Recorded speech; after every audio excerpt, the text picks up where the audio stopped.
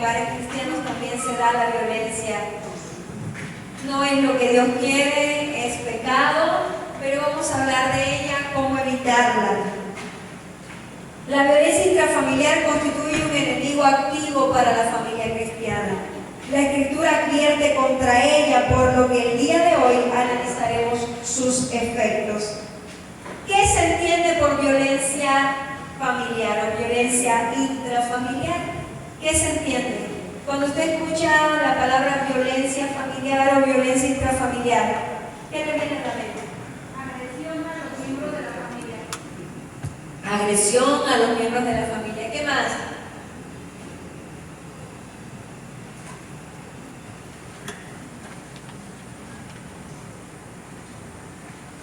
¿Cómo se materializa la violencia?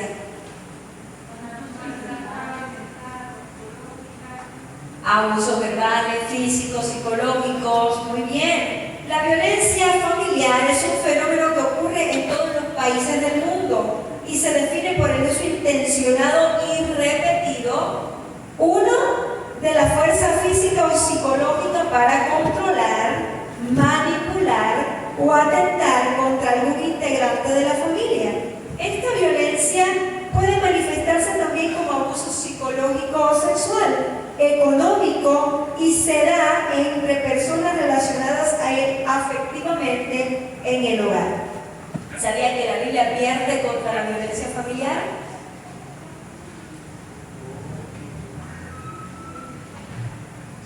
Repito las citas. No me acuerdo de quién se las di, pero bueno, si usted las repito.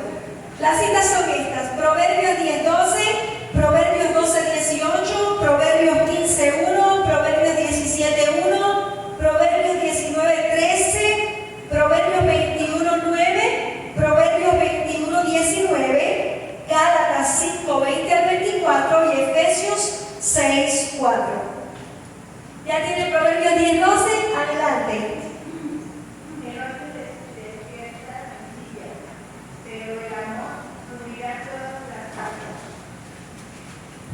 La primera cita que vemos hoy: el odio despierta rencillas. ¿Qué son las rencillas? Pues pleitos.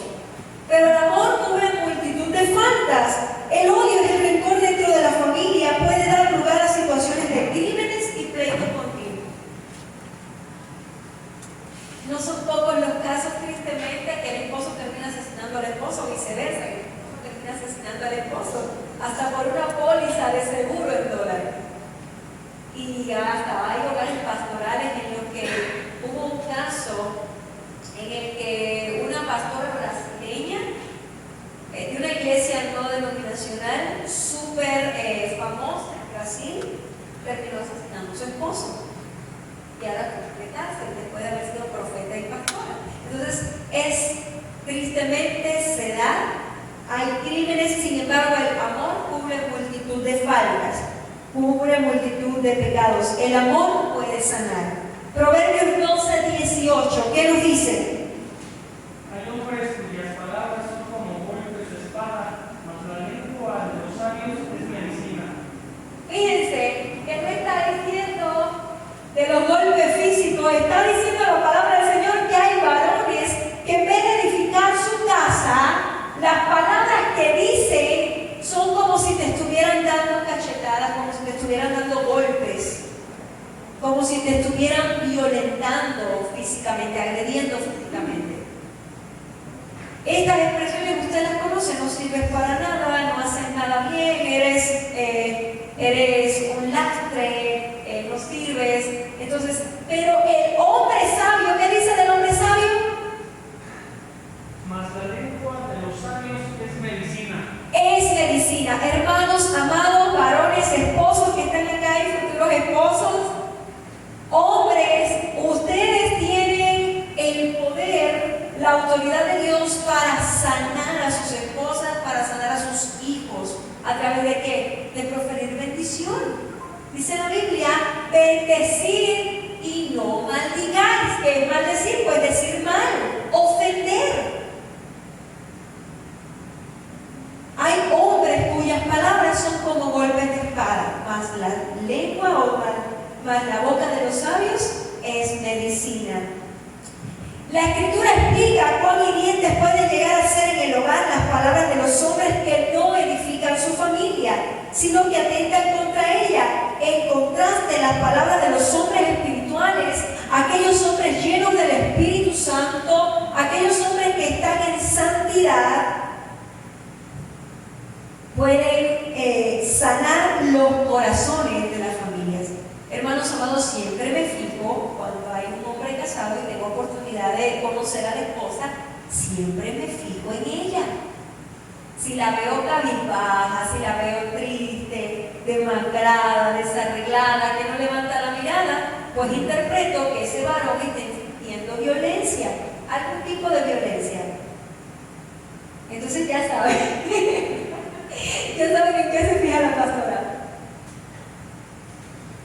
Y es que, hermanos amados, una esposa, unos hijos que sienten amor, que sienten el cuidado de papá en el hogar, están felices, están bien alimentados, están sonrientes, están cuidados, hasta su color es diferente.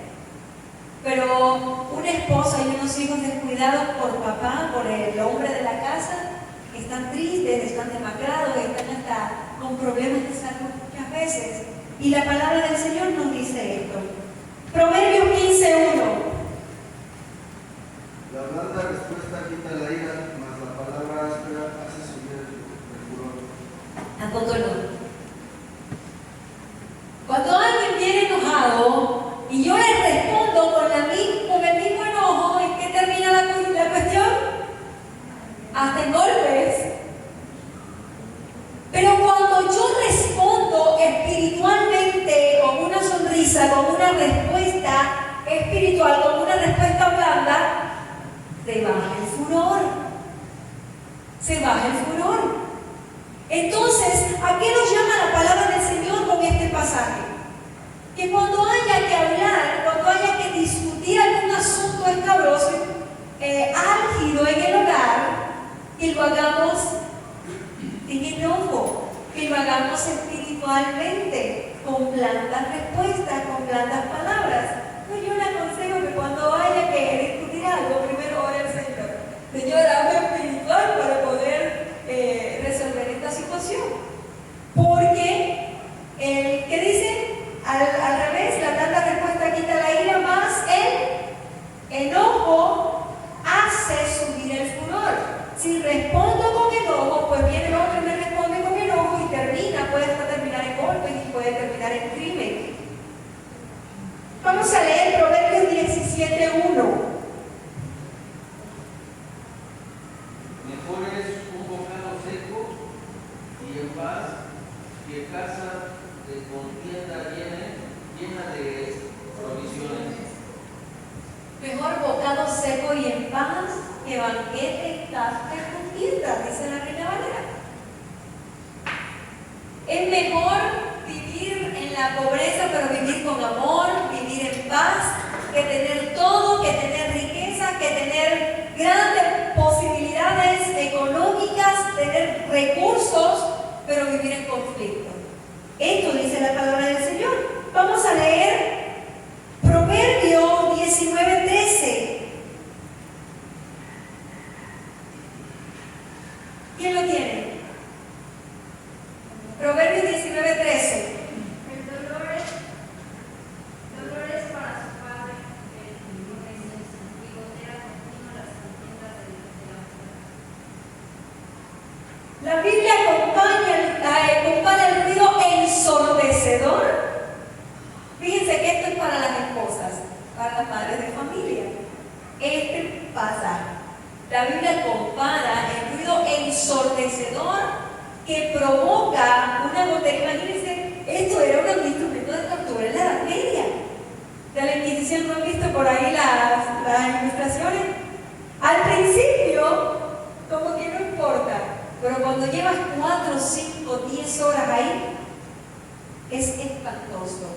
Las personas describen que este instrumento de tortura era tan estresante que podía causar a las personas que enloquecerse. Entonces, la Biblia dice: gotera continua es la mujer rencillosa, la mujer la mujer peleonera, la que anda pleiteando esa gotera continua. Al principio te pasa, pero cuando es constante, cuando es una constante en el hogar es estresante. Entonces, la esposa que constantemente pelea y siempre un ambiente de hostilidad entre dos personas es como el ruido ensordecedor de una gotera continua. Ahora, vamos a leer Proverbios 21:9. Mejor es vivir en un rincón encerrado que con una mujer. Como una mujer rencillosa. Con una mujer rencillosa en casa espaciosa. Nuevamente la Biblia advierte los efectos negativos que puede tener que la madre de familia, que la esposa, que la mujer del hogar sea una mujer peleonera, una mujer que constantemente cualquier cosa, ahí viene el esposo, pero papacito, ahora tú vas a ver. Ahora tú vas, ¿no dicen así? Ahora tú vas a ver. ¿Por qué no hiciste esto, no hiciste lo otro? Y viene el esposo quizás preocupado del trabajo o de alguna situación personal, y ahí está la esposa esperándolo para armarle pleito y para descargar todo su enojo y toda su frustración. Hermanos amados, en el matrimonio, en la familia, se dan cuestiones de roces, se dan desavenencias, pero la palabra del Señor nos llama a resolver los conflictos de manera espiritual, no a darle lugar a la carne. Y el escritor de Proverbios nos habla de esto. Proverbios 21:19, ¿quién lo tiene? Proverbios 21:19.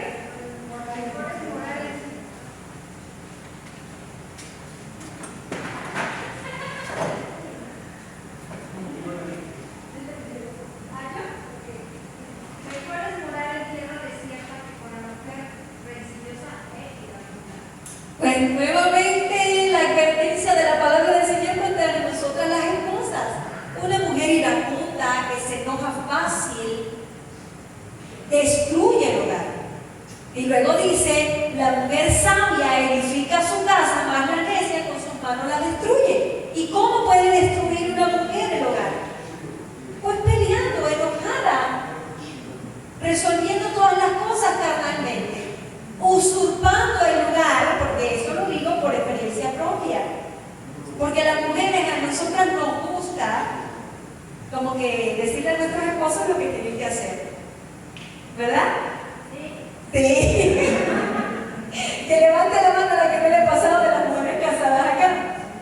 Nos gusta decirle a nuestros esposos lo que tienen que hacer, pero la Biblia nos dice que el cabeza del hogar, el líder, es el varón. Y a veces nosotros queremos hacer nuestra santa voluntad, no la voluntad del Señor, la que nos gusta a nosotras. Pero la palabra del Señor dice todo lo contrario, que tenemos que sujetarnos, someternos en amor, en obediencia. Y a veces cuando por nuestros pantalones o por nuestras espaldas queremos hacer algo, ¿ve que sale mal? A mí me salió mal una vez. Y me di cuenta que Dios puso a mi esposo como cabeza del hogar. Eso nos costó, ¿te acuerdas, amor? Cuando nos estafaron hace mucho tiempo ya. Sí. Unos cubanos desde Chile se hicieron pasar por unos familiares nuestros y nos pidieron dinero, pero mi esposo estaba claro. Sabía que era un error, que era una estafa, y yo no le quise hacer caso. Y lo presioné, nos estafaron. Entonces, Dios muestra su voluntad, esposas, a través del hombre. Nosotros podemos aconsejar, pero la última palabra la tiene el varón. Y Dios va a pedirle cuenta al varón por el liderazgo de la familia que ha entregado en su mano. Entonces, morar con la mujer iracunda, de la misma manera que el ejemplo anterior, la Escritura enfatiza los daños de la violencia en el hogar. Vamos a leer Gálatas 5:20 al 24.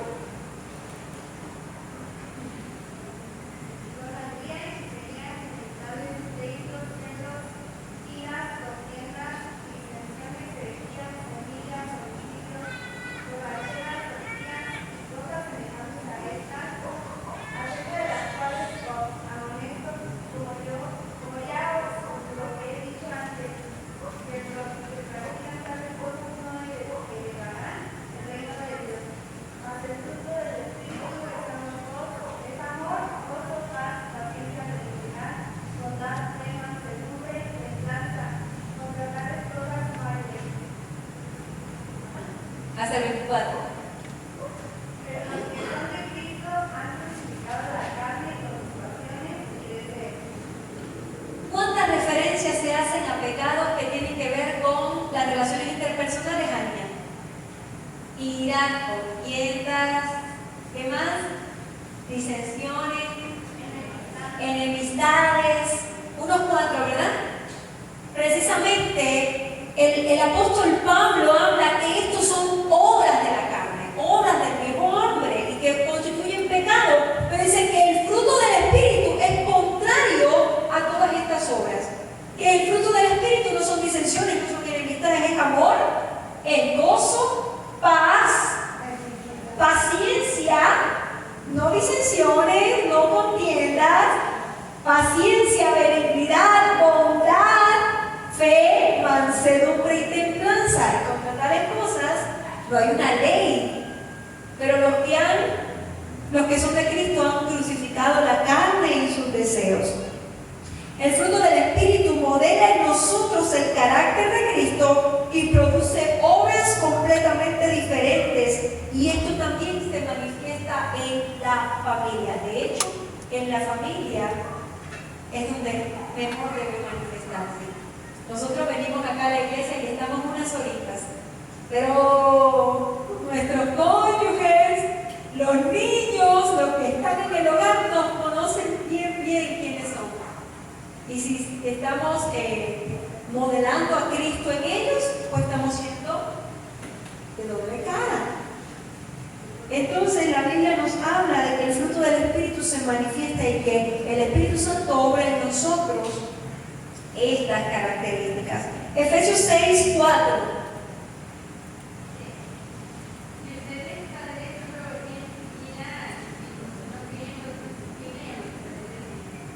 Y vosotros, padres, no provoquéis a ira a vuestros hijos, sino criadlos en disciplina y amonestación del Señor. Pues sí, pero esto no significa que se van a librar del castigo. Ahora les voy a dar los consejos a los padres de cómo disciplinar.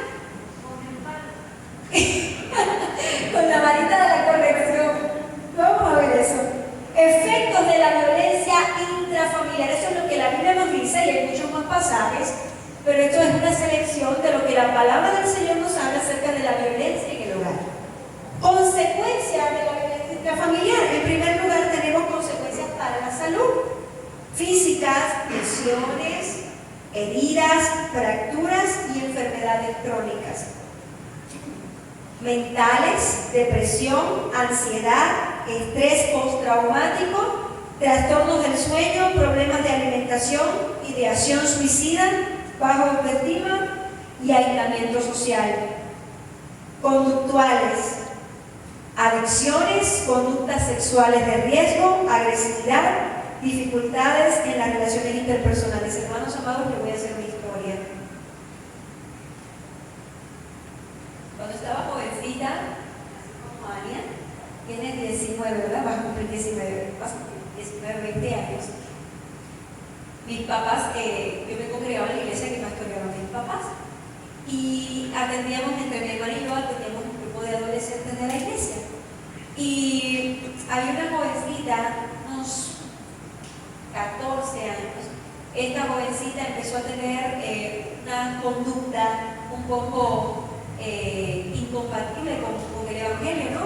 Tenía quizás alguna que otra conducta sexual de riesgo, pero no era nada llamativo, solo uno viecito y converso por aquí, pero como que llamaba la atención. Se peleaba con otras niñitas de la iglesia, con otras niñitas del barrio, tenía una conducta violenta, pero, oh sorpresa, sus papás de la iglesia eran cristianos, pero sus papás se peleaban a golpes, al punto que su hermanita mayor un día vino a la casa, vivían cerca, llegó a la casa, descalza, y dice a la niñita: pastora, por favor vaya que mi papá se está golpeando, mi papá va a matar a mi mamá, a ese punto. Entonces aquí se puso de manifiesto que estas personas pasaron unos años, aparentemente todo bien, y llega la hermana con una fractura en la mano. Ay, me caí, todo bien. Pero su niñita pequeña, la adolescentita que tenía algunas conductas un poco riesgosas, violentas, platicando conmigo y con mi hermana, dice, mis papás son muy hipócritas, porque mis papás en la iglesia hacen una cosa y en la casa hacen otra. Ustedes, le dijo a mí y mi hermana, ¿saben cómo mi mamá se hizo esa fractura? Mi papá le empujó, la golpeó muy fuerte, la empujó contra el piso y se fracturó. Pero platicamos a mi papá y estábamos hablando y llamamos a su mamá, que era líder, por cierto, de damas, y mi papá le sacó el tema. Dice, pastor, búsqueme a ese creyente que está difamando de mi persona y de mi familia y póngamelo aquí delante, porque yo quiero aclarar las cosas y lo voy a llevar al cuerpo ejecutivo. Y mi papá le dijo, ¿sabes quién lo dijo? Tu niña menor de edad lo dijo. Hermanos amados, esta mujer ha bajado la cabeza y no tuvo más respuesta que dar. Entonces, ¿qué les quiero decir con esta historia triste? Lamentablemente esta jovencita hoy es una adulta alejada del Señor, con una conducta de mucho riesgo, se metió en drogas, en prostitución, viniendo de un hogar cristiano. ¿Qué les quiero decir con esto, hermanos amados? Que cuando no hay congruencia en lo que los niños ven en el hogar, siendo de padres cristianos, vamos a perderlos. Se van a ir al mundo. ¿Por qué? Porque si nuestros papás no modelan a Cristo y nosotros vamos a pensar, nosotros como hijos, que el Evangelio es una mentira. Yo hoy estoy aquí porque yo no vi incongruencia entre lo que predicaba mi papá en el púlpito y lo que hacía en casa. Entonces, hermanos amados, de esto se los comparto para que usted entienda que sus hijos son testigos de cómo usted se comporta en el hogar. Quizás nosotros como pastores, nosotros como el liderazgo de la iglesia, no vemos, pero ellos sí están viendo. Y si usted quiere ganar a sus hijos para el Señor, tenga una conducta diferente. Consecuencias sociales de la violencia intrafamiliar: desintegración familiar, aumento de la conflictividad, dificultad para establecer vínculos afectivos saludables, patrones de conducta violentos transmitidos de generación a generación. No son maldiciones generacionales, hermanos, tristemente son patrones aprendidos. Había un joven de la iglesia, de esta misma iglesia también, que su mamá era cristiana y los traía a sus dos hijos, pero su papá tristemente era inconverso y su papá golpeaba a su mamá, y este jovencito era el menor. Por mucho tiempo vio cómo su papá golpeaba a su mamá, y a pesar de ser cristiano, él normalizó la violencia y adoptó conductas violentas hasta el punto que cuando era un jovencito veinteañero estuvo así de parar en la cárcel, puesto que se peleó, y esta fue la más fuerte, se peleó con un vecino, ¿saben? Con una tubería de metal. Lo golpeó tan fuerte que le rompió dos costillas a este vecino. Y le pusieron una denuncia en la policía, obviamente. Dios obró milagrosamente y el vecino se compadeció y retiró la denuncia, y por eso no fue a prisión. Pero ¿qué les quiero decir, hermanos? Que la violencia intrafamiliar genera patrones de conducta aprendidos. Y si en Cristo nosotros, a través del discipulado, de la enseñanza, de la administración, de la comunión con Dios, no aprendemos un patrón diferente, una nueva vida en Cristo, vamos a reproducir los patrones del mundo, los patrones del pecado. Ahora, aislamiento social, dificultades para establecer relaciones sociales saludables, pérdida de redes de apoyo, exclusión social, aumento de la criminalidad. La violencia puede generar un ciclo de violencia donde las víctimas pueden convertirse en agresoras, generando un ambiente de inseguridad. Ted Bundy, uno de los asesinos seriales y agresores de mujeres más temidos de los años 70 y 80 de los Estados Unidos, dos factores principales influyeron en esta conducta delictiva de este hombre que pudo ser un abogado brillante, pero se dedicó a la criminalidad. Uno, la violencia que sufrió en el hogar. Su padrastro le pegaba muchísimo, lo violentaba, y además que fue expuesto desde muy niño a la pornografía. Estas dos cosas hicieron que Ted Bundy desarrollara el patrón de criminalidad. Entonces, Esto es importante que tengamos en mente. Pérdida de la cohesión social. La violencia erosiona la confianza entre los miembros de la comunidad, dificultando la colaboración y el desarrollo social. Ahora, consecuencias económicas. Pérdida de la productividad. Probablemente esta hermana de la iglesia que les platiqué, la de la fractura en la mano, de enfermera, licenciada en enfermería. Obviamente que en este tiempo pues no fue productiva, porque no podía aplicar una inyección, era su mano derecha, tenía una fractura. Las enfermedades, lesiones y problemas de salud mental asociados a la violencia pueden reducir la capacidad de las personas para trabajar y generar ingresos. Costos sanitarios. El tratamiento de las lesiones y enfermedades derivadas de la violencia implica un alto costo para los sistemas de salud. Desarrollo económico limitado. La inseguridad y la falta de cohesión social dificultan el desarrollo económico de las comunidades. ¿Alguna pregunta, algún comentario hasta aquí? Los hijos que crecen en un ambiente de violencia intrafamiliar desarrollan problemas emocionales y de salud mental. Los niños pueden desarrollar ansiedad, depresión, baja autoestima, estrés postraumático, miedo o incluso trastornos del sueño y alimentación, anorexia, bulimia. 2. Problemas de comportamiento. Los niños pueden volverse más agresivos, tener dificultades para controlar sus emociones, presentar conductas autoagresivas o de retraimiento social. 3. Problemas de salud física. Pueden experimentar dolor de cabeza, problemas gastrointestinales por el estrés y a largo plazo mayor riesgo de enfermedades como diabetes, obesidad o problemas cardíacos. 4. Problemas en las relaciones sociales. Pueden tener dificultades para establecer relaciones interpersonales saludables, mostrando aislamiento, dificultades para confiar en los demás o conductas de manipulación.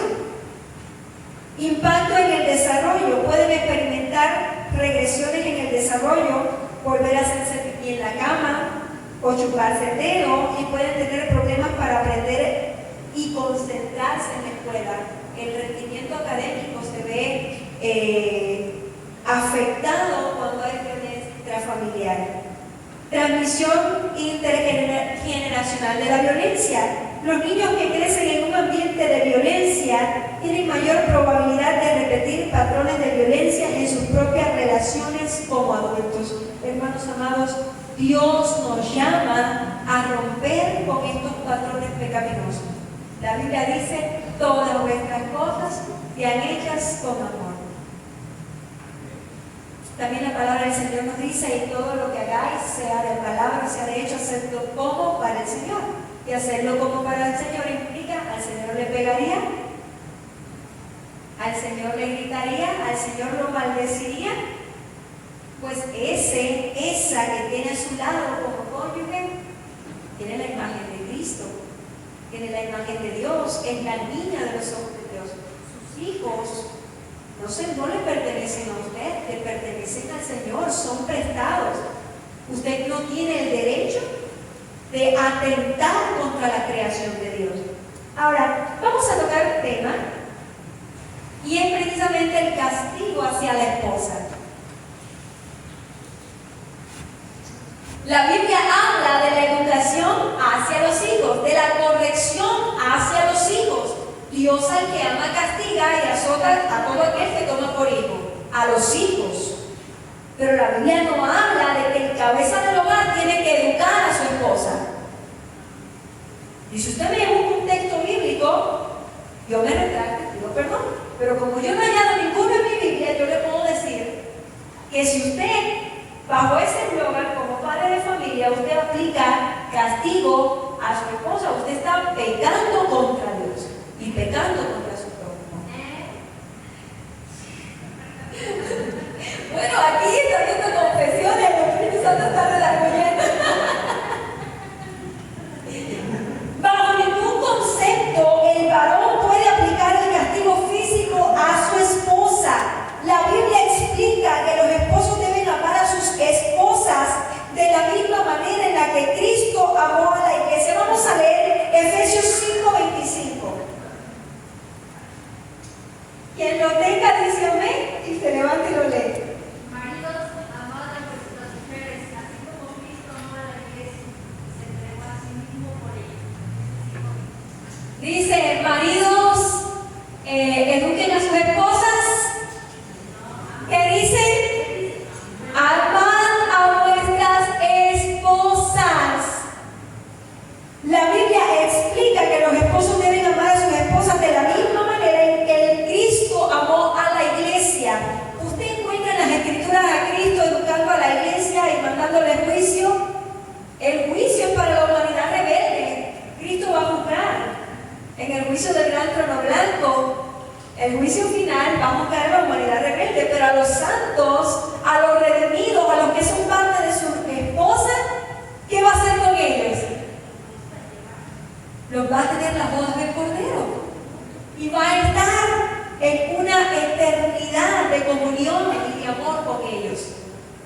Entonces, Cristo se entregó, Cristo sufrió sobre sí el castigo propio. El que debía llevar la iglesia la sufrió sobre sí, tomó nuestro lugar. Ahora, y lo contrario constituiría un pecado contra Dios. El esposo debe proveer para su esposa un ambiente de protección, cuidado y comprensión. Las diferencias que se suscitan en el seno del matrimonio deben ser platicadas hasta el momento de que ambos se pongan de acuerdo. De la misma forma, la mujer tampoco puede aplicar la violencia contra el esposo, sino respetarlo y sujetarse a él. Vamos a leer Efesios 5, 22 al 25. Vamos a leer más versículos. 5, 22. Las casadas estén sujetas a sus propios maridos, como al Señor, porque el marido es cabeza de la mujer, así como Cristo es cabeza de la iglesia, la cual es su cuerpo, él es su Salvador. Así que, como la iglesia está sujeta a Cristo, así también las casadas estén a sus maridos en todo. Maridos, amad a vuestras mujeres, así como Cristo amó a la iglesia y se entregó a sí mismo por ella. Ahí está. ¿Qué dice las casadas estén? A ver, ahorita. Amad. Las casadas estén sujetas, hermanos, no sumisas. Es diferente. La sujeción tiene que ver con el verbo griego hupotazo. Hupo tenía que ver con el juperete o el juperetes que remaba, el esclavo que remaba en las galeras en los barcos de guerra romanos. Tenía algo encima y él estaba por debajo, él no remaba y remaba.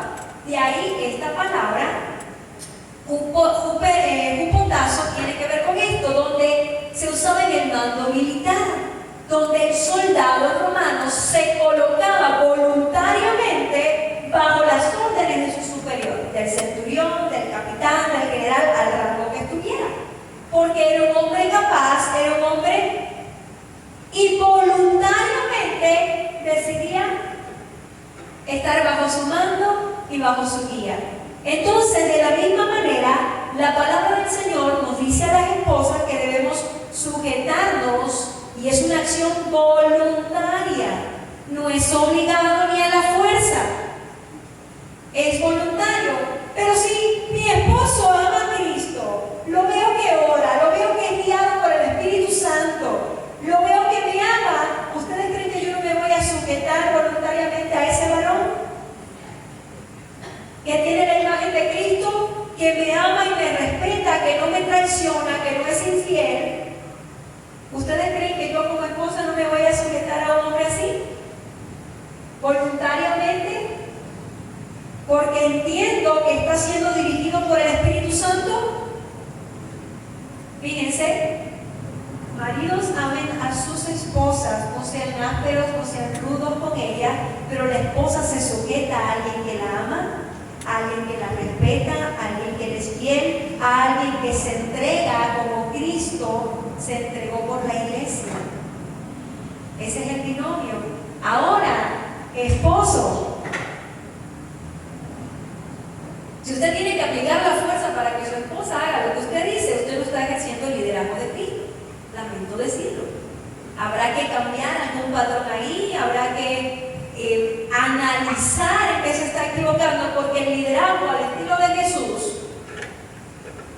Las ovejas de Cristo, la esposa de Cristo, lo siguen a Él por amor.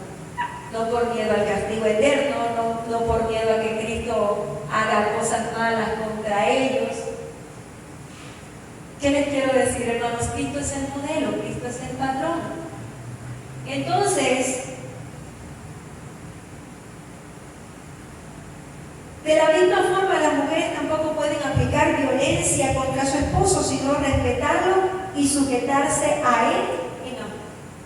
Entonces, este es el binomio. Yo como esposa me sujeto en amor a alguien que tiene la imagen de Cristo, a alguien que me ama como Cristo amó a la iglesia, alguien que es fiel, alguien que es espiritual, que está siendo guiado por el Espíritu Santo y que yo sé que siguiendo su liderazgo, siguiendo su guía, vamos a ir a puerto seguro. ¿Por qué? Porque es un hombre que no toma decisiones con el corazón ni con la carne, sino que basado en las rodillas, en la intercesión. Entonces les dejo, esposos que tengo acá, futuros esposos, varones solteros que tengo acá, ya saben, para el tiempo en que llegue la idónea, cómo debe ser el matrimonio. Ahora tengo una pregunta. Entonces, esta clase de violencia o de contra la violencia invalida el castigo, la corrección a los niños. La psicología contemporánea contradice la enseñanza bíblica de Proverbios 22:15. Pues sí. ¿Cómo aplicar la disciplina y castigos físicos y que estos contribuyen al crecimiento espiritual del niño? Aquí presentamos algunos consejos. Primero vamos a leer Proverbios 22:15. Porque la Biblia dice que con vara se le quita la necedad. La necedad está ligada al corazón del muchacho, nos da vara de la corrección, la lepara de La Biblia dice que Dios es el que ama disciplina y azota a todo aquel que toma por hijo. Entonces, ¿cómo debe aplicarse el castigo de manera que provea crecimiento espiritual y no resentimiento? Porque dice la Biblia: padres, no provoquéis a ira a vuestros hijos. ¿De qué manera el castigo, de qué manera la corrección puede provocar a ira a los niños? Aquí hay algunos consejos pastorales. En primer lugar, no aplique el castigo físico cuando esté enojado o muestre ira. El enojo visible del padre puede llevar al extremo el castigo físico y evitar su objetividad. Vamos a leer Salmo 37:8. ¿Quién me ayuda?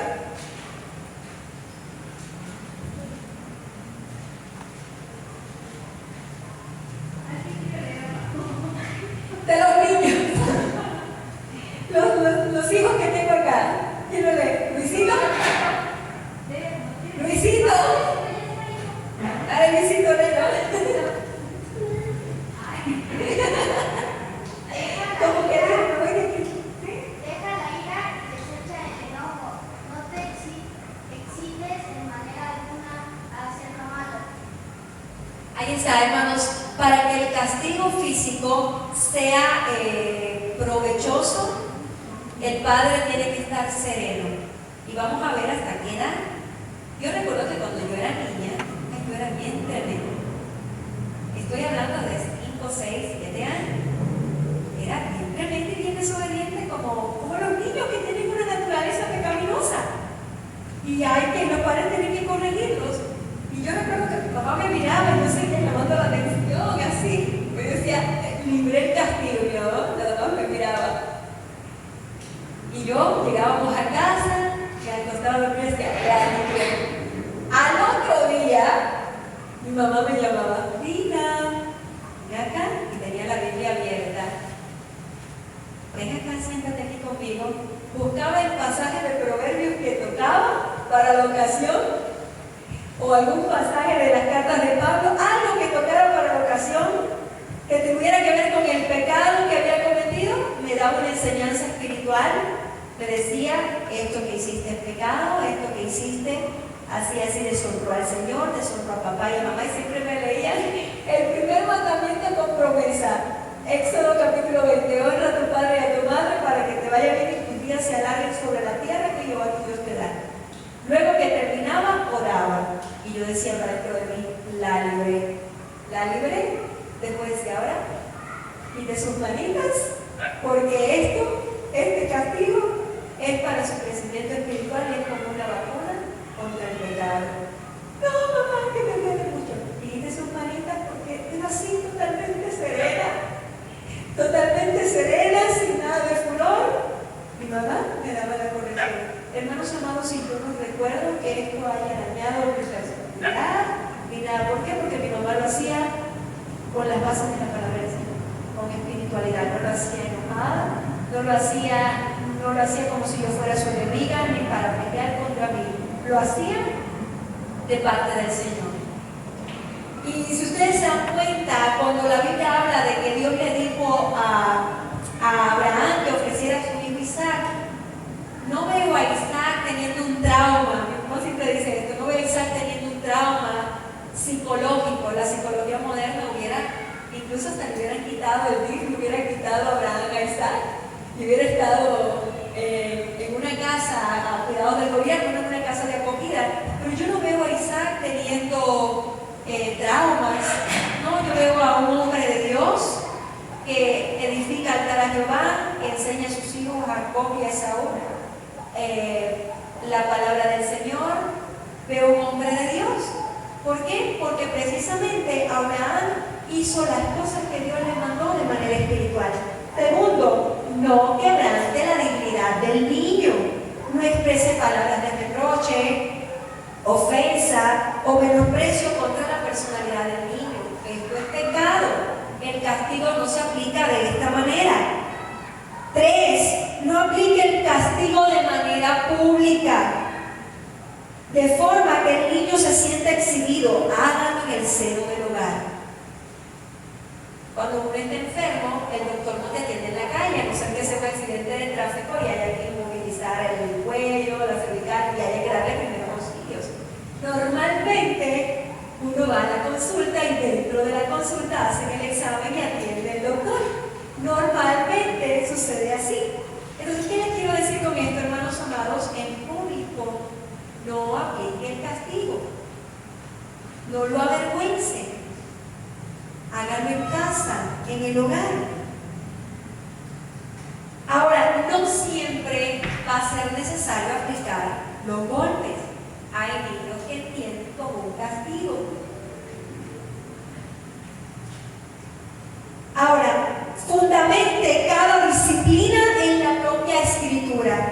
Previo a la aplicación del castigo, del castigo físico, lleve al niño al arrepentimiento espiritual y a la confesión de pecados a través de la lectura de la Biblia y la oración. Vamos a leer Hebreos 12:6. Estamos terminando ya.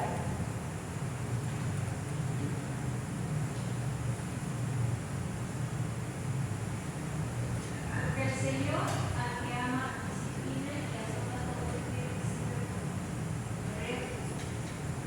Exacto. Hermanos, los castigos no son para dañar físicamente. No se le puede pasar la mano. Por eso el enojo es un mal consejero. Tiene que estar sereno, con la cabeza fría, haber orado previamente para que sea provechoso. Los castigos físicos después de los 12 años podrían ser contraproducentes o traumáticos. Estoy hablando de los golpes. Hay otra forma de castigos para los de más de 12 años. Después de esta edad podrían aplicarse otras formas de disciplina. Último, cerciórese de que el niño ha cometido un pecado totalmente intencionado antes de aplicar el castigo físico. Si el niño ha quebrantado un mandamiento del Señor, si el niño ha desobedecido deliberadamente, aplique el castigo. Porque muchas veces, sobre todo los niños traviesos, hacen cosas por travesuras, pero no son pecados en sí, son cuestiones parte de su hiperactividad. Entonces, cerciórese de que el niño ha quebrantado un mandamiento del Señor, ha cometido un pecado, ha desobedecido deliberadamente.